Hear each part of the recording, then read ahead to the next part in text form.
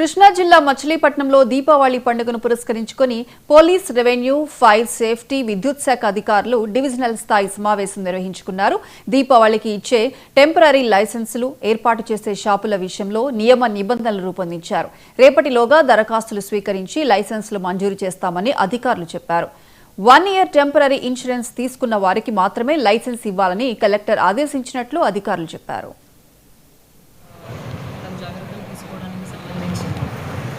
Police, revenue and fire electricity department వాళ్ళతో కలిపి ఈరోజు ఒక డివిజనల్ లెవెల్ కోఆర్డినేషన్ మీటింగ్ ఏర్పాటు చేసుకోవాలి. ఇందులో భాగంగా మనకు దివాళీ టైంలో టెంపరరీ ఇచ్చే లైసెన్సులు కానీ అలాగే ఏర్పాటు చేసే షాపుల విషయంలో ఎటువంటి జాగ్రత్తలు తీసుకోవాలి అనే విషయం కూడా క్లియర్గా డిస్కస్ చేయడం జరిగింది.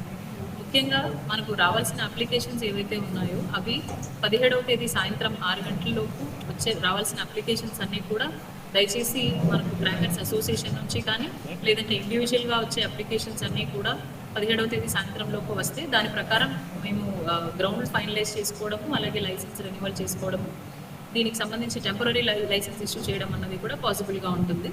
ముఖ్యంగా 2 రోజులకి మనకు క్రాకర్స్ అమ్మడానికి సంబంధించి పర్మిషన్స్ ఇస్తామండి.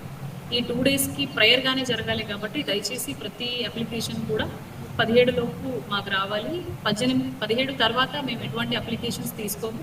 ఇది అందరూ తహసీల్దార్స్కి అలాగే పోలీస్ డిపార్ట్మెంట్ వాళ్ళకి కూడా క్లియర్గా ఇన్ఫార్మ్ చేయడం జరిగింది. అండ్ ఇప్పుడు కూడా ఇది యాక్సిడెంటల్గా జరిగే ఇన్సిడెంట్స్ చాలా ఉండొచ్చు.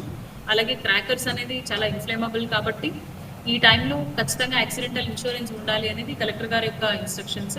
దీని ప్రకారం సుమారు 1 ఇయర్ పాటు టెంపరరీ ఇన్సూరెన్స్ కూడా అవైలబిలిటీలో ఉన్నాయి. అది జస్ట్ 750 రూపీస్కే ఉంటుంది. సో ఇన్సూరెన్స్ తీసుకున్నాం. శ్రీగంధం చెట్లను దొంగిలించి విక్రయిస్తున్న ముఠాను